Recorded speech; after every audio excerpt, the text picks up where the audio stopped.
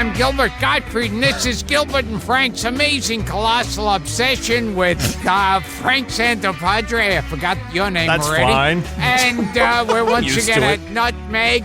And With Frank Verderosa. Yes. And let's see if I remember these two names. Not a chance. Devlin. Are you all right? Desmond. Devlin. Just switch them, right? That's right. Devlin Desmond. No, the other way. Wait, the other one? Yeah. Okay. Desmond, enough. longtime Mad Magazine writer Desmond Devlin. Yeah. All right. Desmond Devlin, got it. long-time Mad Magazine. Now, let me see. What is his job? He's the senior editor. Senior editor of Mad Magazine. Okay, wait a second.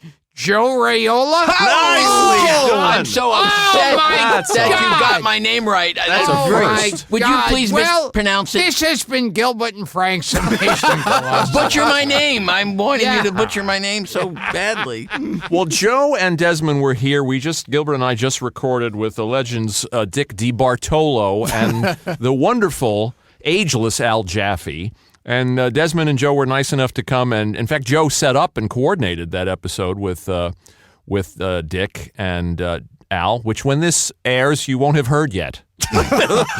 But they decided to stay. Actually, we hijacked them at the elevator and said, "Come on, guys, stick around and do a little mini episode with us." And here they are to talk about. Now, we were talking Esquire about magazine. Mad Magazine presents Up the Academy. Yes. which Yes. was a severe piece of shit, I think the New York Times Really? called it. I believe that's a direct quote. Vincent Canby had that in the headline. Yes. I believe that's a direct. Now, we were talking on the show that, With Al and Dick. yeah. Why are you torturing us with this? Why Yeah, do you keep bringing this because up?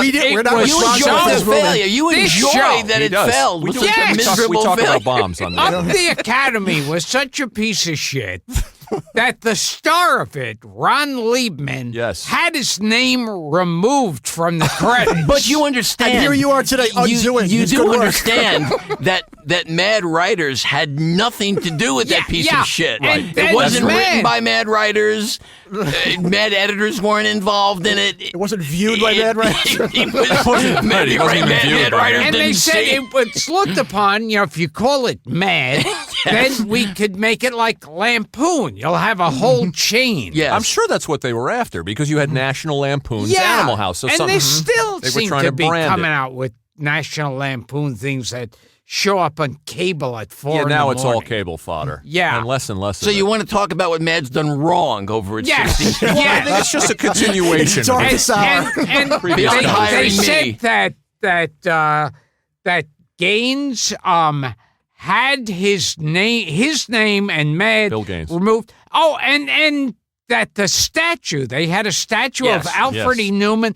They had to cut that out of the movie. Well, he paid $50,000 to have the statue of Alfred removed, I believe, from the DVD print of the movie That's because what he a did piece not of shit want. that is. Yes, that's exactly right. That's Right. that's He also Did I defaced the mention- You statue. want the 15 people who saw this movie to know. yes. Yes. Now I will tell you something about Gaines. Go ahead. Yes. Before Tell us how long you've been at Mad Magazine. No, I've been at Mad for 32 years. 32 years. And Bill died in 92, Bless I your think. heart, So yes. I He died a week after meeting me, I'd like to point out. a week but- after me. Yeah, Well, maybe I- those two things are related Nothing in to some do way. with it, but I not what I heard. once rode on an elevator with George Gaines. Bill Gaines. Bill Gaines. George Gaines was the guy from Police Academy. George This was a was his wonderful guy, cousin. you know. George, I love George his work. Gaines was his good-for-nothing I loved cousin. him, you know. and his wife Barbara Gaines. I was never just- met. Oh, Barbara I Baines, never I meant. met Excuse Bill. me. George was a fuck up totally. George, yeah. I think he wrote Up the Academy. George. Oh, no, actually, hold on. I was on an elevator. He had Crohn's with disease, Bill by the way. Gaines. and I just remember I didn't see him behind me. And I was standing on the elevator, a crowded elevator, and all I could hear was, He had health problems. yeah. And I turned around, and there he was. Ooh, you're talking about George or Bill? This Now, was Gaines now. no. George got- had already gone on now, vacation. Now, I'll tell you about Bill. Actually, if I could you- interject, go on. back at Okay. EC Comics days, one of the office guys they hired wasn't too bright, And so Bill Gaines had this idea. He basically took rubber cement and made it a scar and put it on his face and pretended to be his own evil brother. Oh, Gilbert's done And he would that. storm into the office and start screaming at people. And he'd go through Bill Gaines' own desk and pretend to steal money from his brother. Ingenious. Just for the purpose of terrifying this person in the office. That's good. I like that one. So you've been with the magazine 32 years, and you knew Bill well. Before he died, quite a while before he died, he said to me that he was going to haunt me in my dreams. And it's just true. He said he was going to haunt me in because we didn't get along in a lot of ways. I mean, we loved each other, but we didn't get along because very different people. You know, me being a vegetarian and Bill would eat animals while they were still walking. So I had a Gaines dream. I actually had a Gaines dream. And here's the dream. I'm standing in the doorway at my office, and Gaines was walking down the hall, and I can't believe it's Bill. And I say, Bill, I can't believe it. You're alive. And he says to me, no, I'm not. I'm dead. And I say, but you're here. You're standing. You're walking. He said, what? You never heard of The Walking Dead? Then he walks into the office, and he's talking to another editor, and another editor sees him and says, hey, Bill, you look like you lost weight since you died. And then Gaines and I start walking around the office, and I'm showing in the office, and he stops. He grabs me by the shoulders, he turns me to him, and he says the following, and I quote, I hate to break it to you, but all this is a waste of time. You should enjoy it. It's very nice, but it's all a waste of time. And then he dies again. Wow. Oh. That's profound and disturbing and terrifying. Yes. And I'm very upset. Don't talk for the rest of this interview. That was, and it was exactly in his voice. All this is, you guys should take that advice to heart. All this is very nice and you should enjoy it, but it's a waste of time. Of course. Trust me. You've obviously. What are you, breaking news here? You've obviously heard this podcast. I think maybe Gaines has heard the podcast. My entire career is a waste of time. Now, one thing I have to say about those fold-ins, there were some fold-ins that even as a kid, I said, "Oh, come on," where I'd go like, "How come that guy's ear looks like a car?" And why does that guy's nose look like the Statue of Liberty? Did you ever try drawing fold-in, Gilbert? It looks, as Did you a ever kid, try, Al's not here now, he so says you that want to after start Al leaves. criticizing the No, fold-in. as a kid, I would try to do those, and I mean, it is impossible. Well, it's because he's an engineer at heart, Oh, yeah. Al, that he's able to actually pull those things off. No, I mean, he has special ability. he's brilliant. They were based, Al did not mention this in the episode. No, but I didn't want to ask him about it because he's asked But so often. actually, I think they were inspired by the Playboy centerfold. Right. By the, Playboy would fold out. That was the whole thing. Life magazine had the 4-page Life spreads would open up. magazine, And, So things like Al that. Jaffe, because Playboy would fold out, he decided to make it fold in. Part of his Right. genius. Wow. Isn't that great? He's amazing. That was And nobody's done it. I mean, it's been parodied, but nobody. And I all don't think anybody can the do it for parodies are him. bad mostly. Yeah. You can Yeah. see there's celebration of him when you see the bad parodies. Yeah. Absolutely. It's truly amazing that something like that has stood the test of time. Al is like the Neil Young of cartoonists. He's always hip.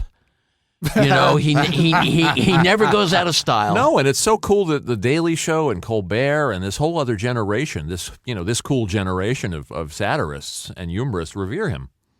Yeah, well, I won't put Gilbert and I in that category. No. But he is as hip and as au courant as ever. at 95. At 95. And he told us before, and this again, the episode hasn't posted yet, that he did his best fold-in ever recently. After, what, 54 years of doing them, or 50? Finally got it right. 51 years. he finally got it. You know, Al gets a standing ovation when he walks into the room. Yeah. Because people are so happy to see him. Well, people on social media said, please get Al Jaffe for the show, and so we're glad we did. And also the thing about the fold-in to remember is these are not computer-generated. I know. These are not things that Al creates on the computer and emails into the office.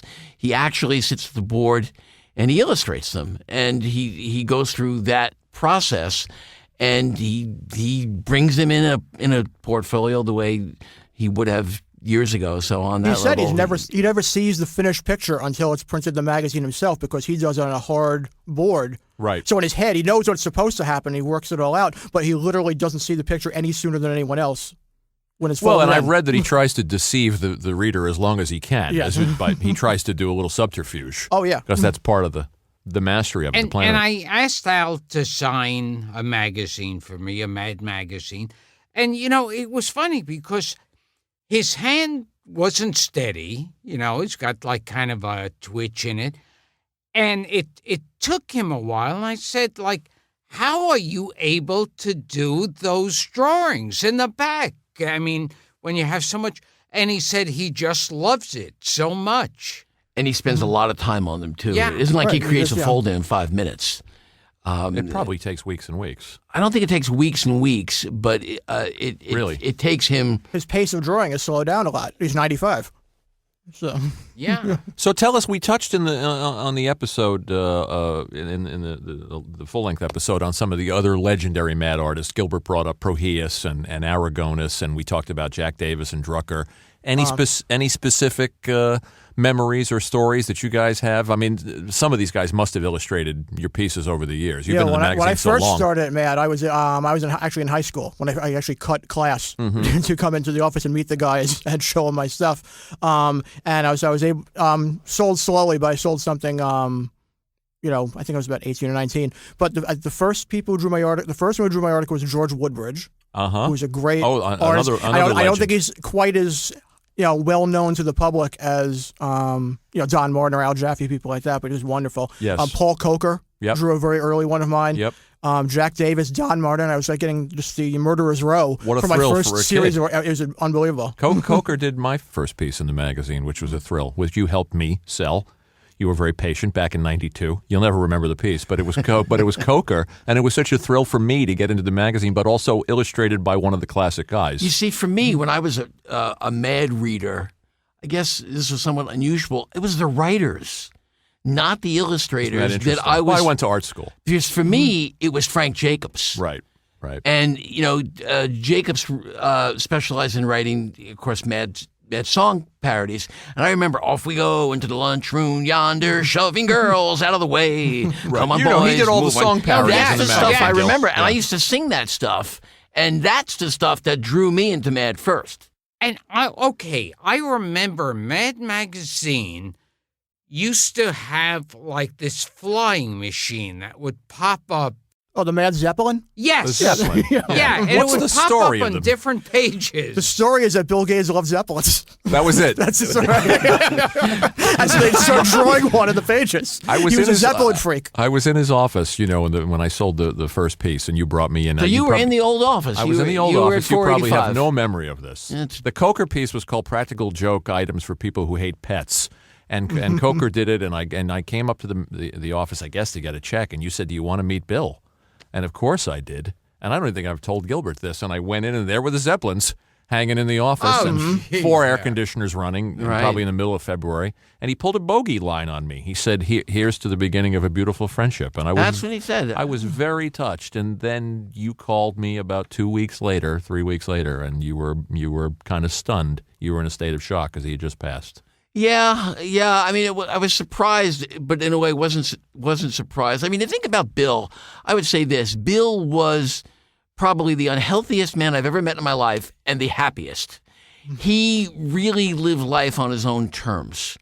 And that was the thing about him that I really love so much. And it's funny, you have that memory of what he said to you. Yeah. I remember what he said to me. It was a short meeting, but when he first hired me and my pal Charlie Cadu, because we were hired at the same time, he said, John and Nick, the other, John Ficarra and Nick Meglin, the other editors, John and Nick tell me that you boys are very talented.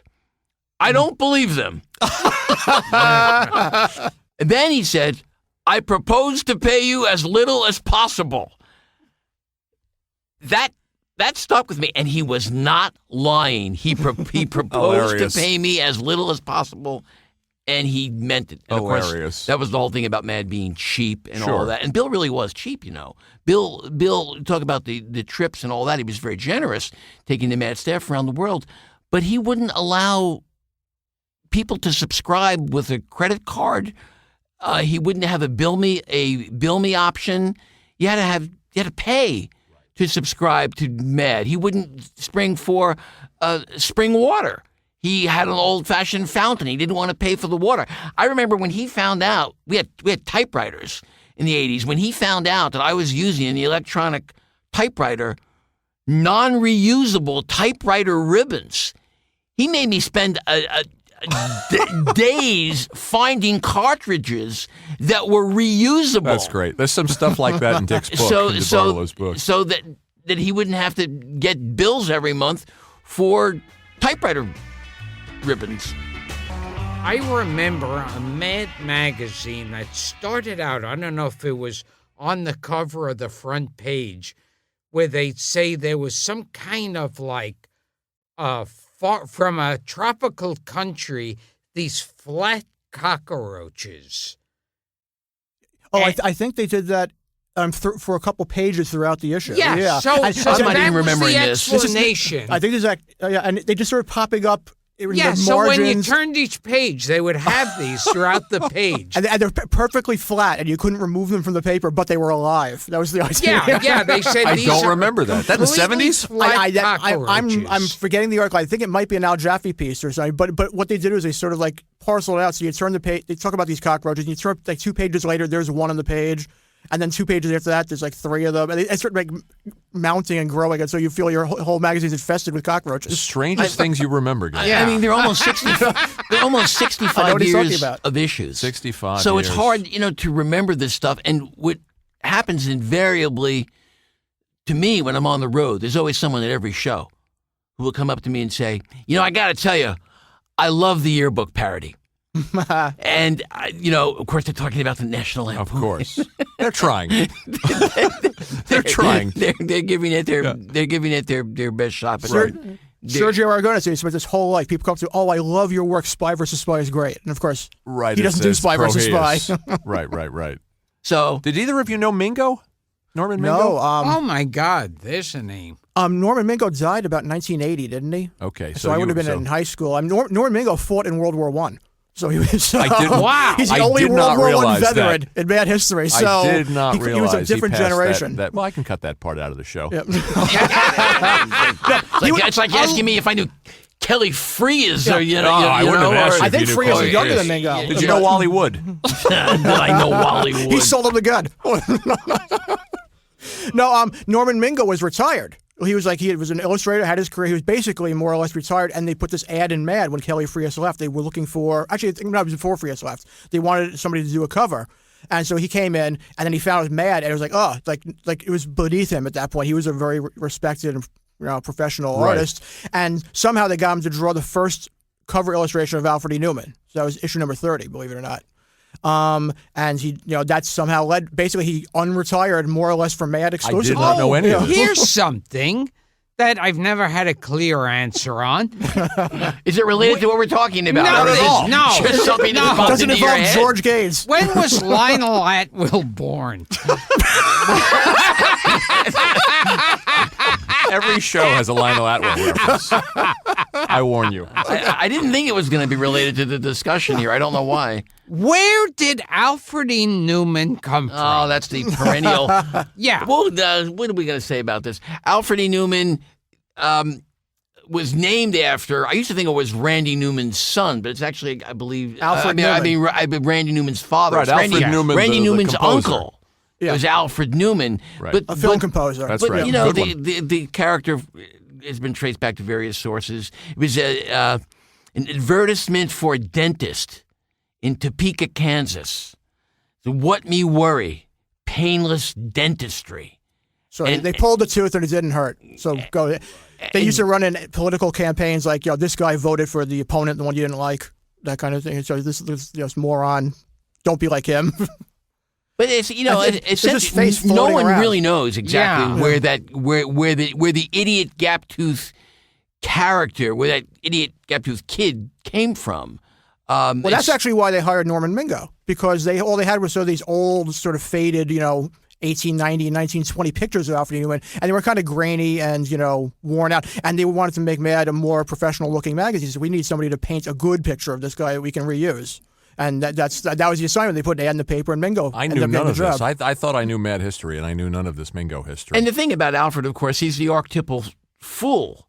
And, as Blake famously said, a fool who persists in his folly shall become wise.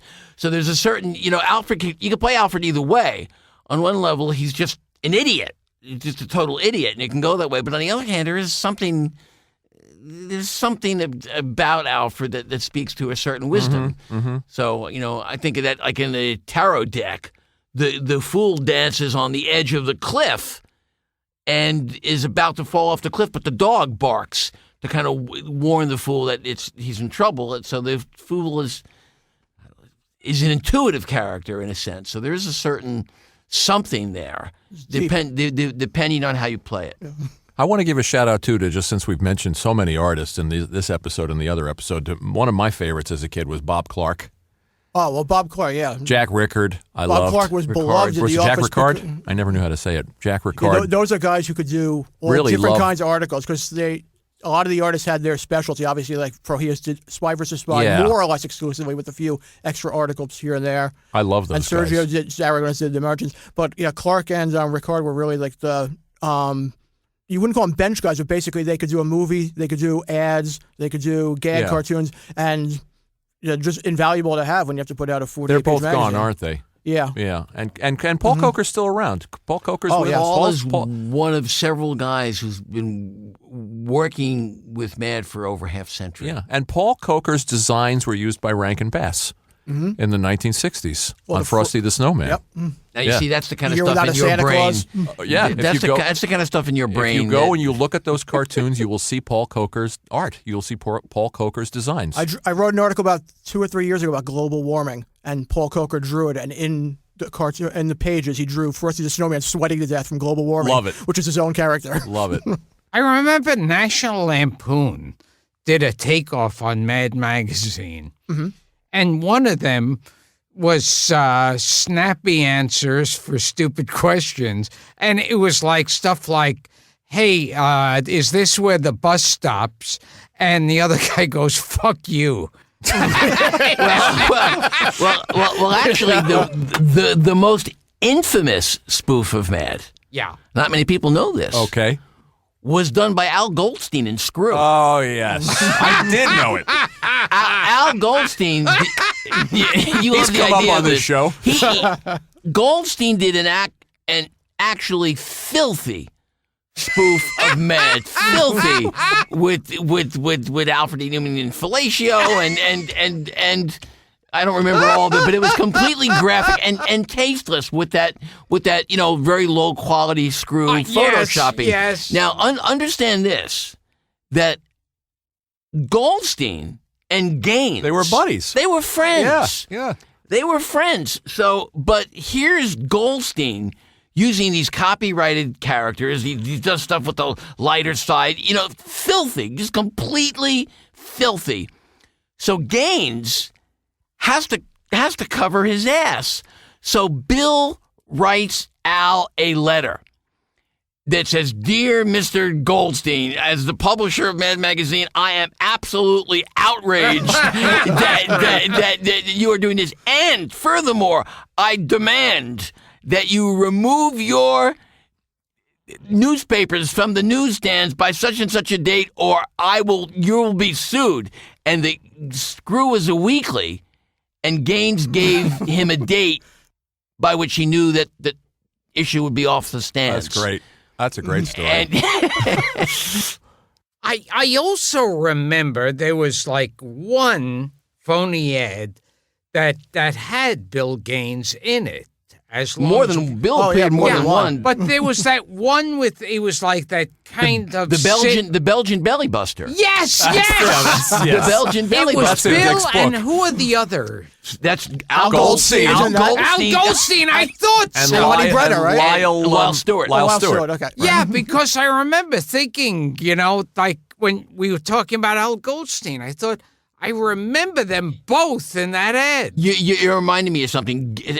Someone convinced, I guess maybe Bill's wife, Annie, at the time, they convinced Bill to go to a fat farm. It's true. He was going to a Pritikin place to go on a diet for a week, and when he went there, he had people mail salami to him. To break the rules while he was there, he actually smuggled luncheon meat into the Pritikin program, which was just that was Gaines. Is good stuff. That was Well, all the bad guys would do these silly photos. Anytime they need a photo of someone, it's somebody who writes or draws or edits the magazine all the time. So like you had Bill Gaines and his other like old obese friends just take their shirts off and look ridiculous in the picture.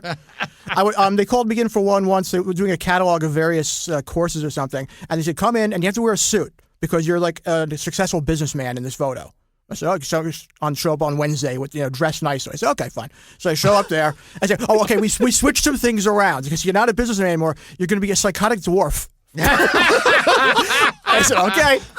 Well, Joe, you've been appearing in the magazine forever. You do the guy with the shirt, the pants pulled up, and the suspenders. Who is that? Does that character have a name? You're going back now decades. Well, but you've appeared a lot. I appeared as that was a wrestling Right. spoof. I was called Harold the Killer Accountant. Right, but you've appeared more than once. I've appeared a bunch of times in Yeah. the magazine. Dressed as a giant lobster. You were a dressed as lobster, in a right. wedding dress. That's the wedding dress is famous. My favorite is as a nun playing basketball with an inflatable penguin.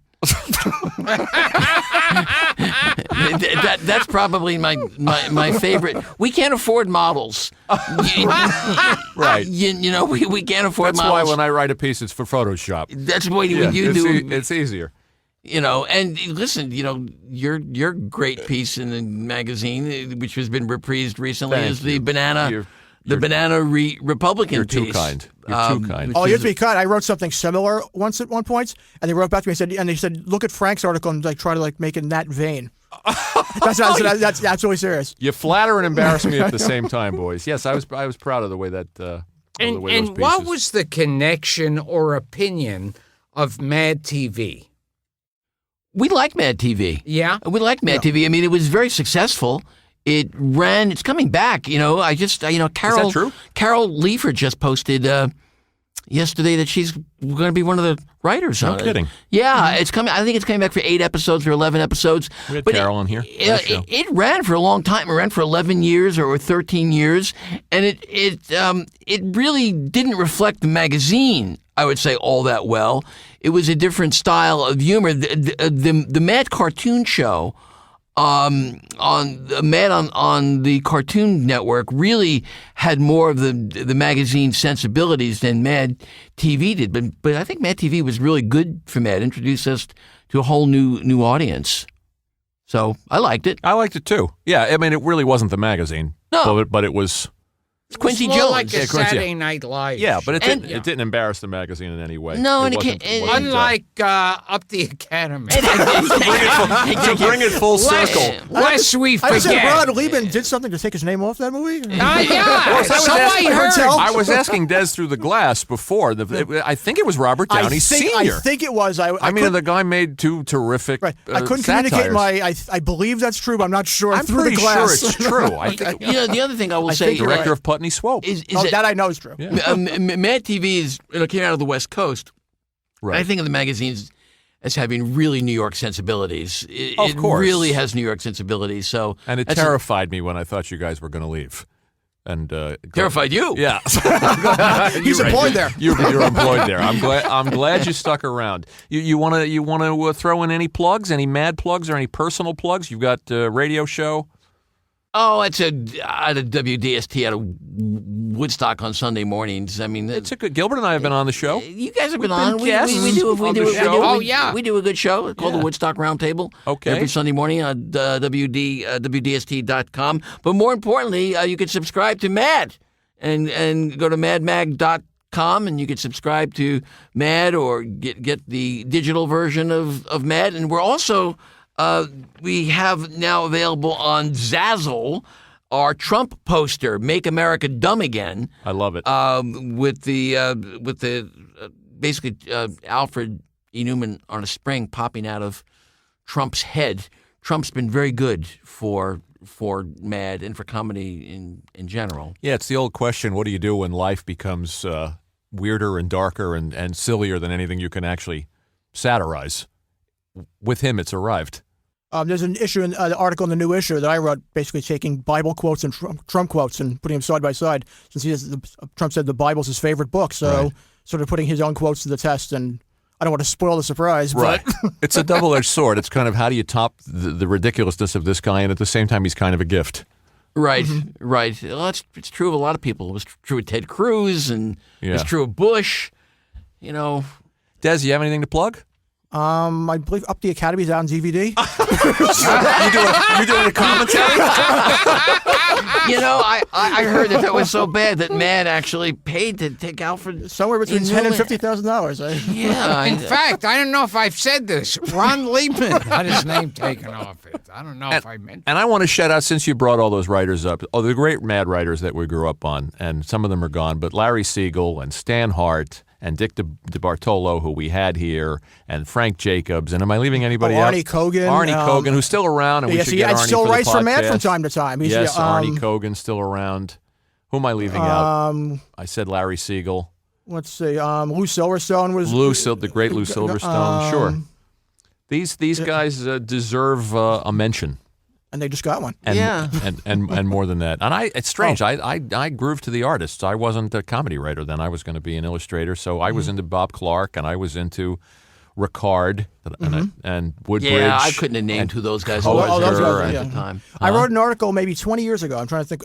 Basically, the premise was taking adult-themed movies and turning them to Disney movies. So it was like Pulp Fiction if Disney did it, and like the John Wayne Bobbitt porn film if Disney did it. Right. Which was and so I handed, and basically I wrote the whole thing, and this Disney song parodies in the middle of it. And they called me and said, "This is we like the article. Would you mind if we gave it to Frank Jacobs to take a look at it?" I was like, "No, I wouldn't mind that at all," because Frank Jacobs is the master of that stuff.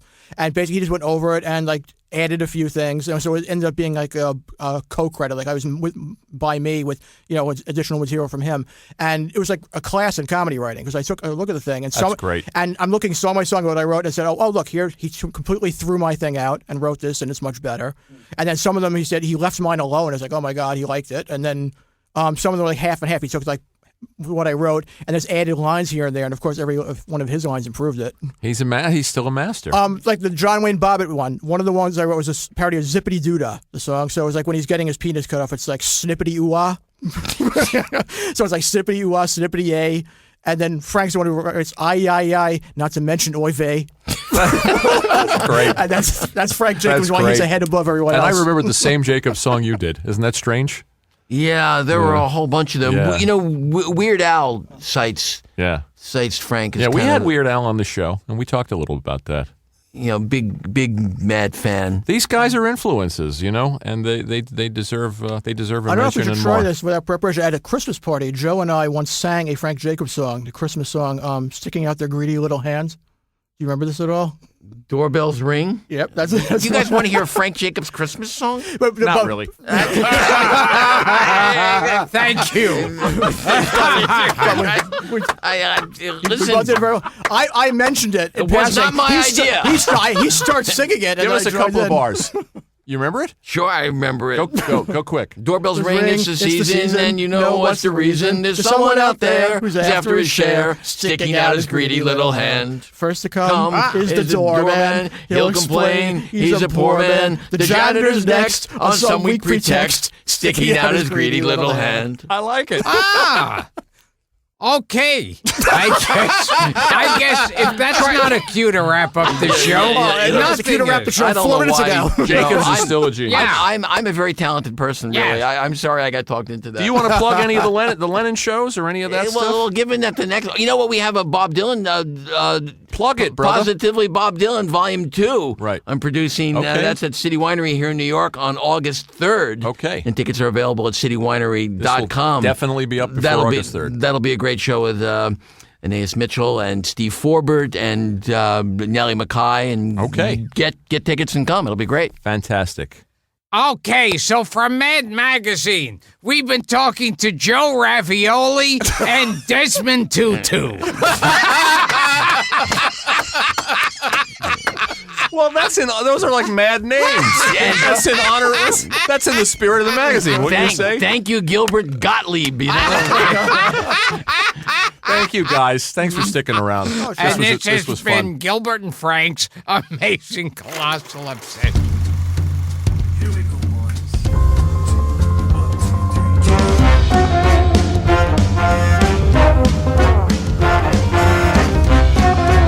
Gilbert and Frank's Colossal Obsessions.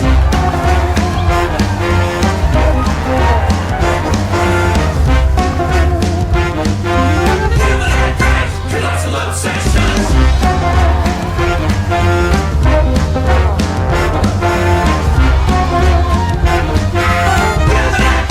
Colossal Obsessions.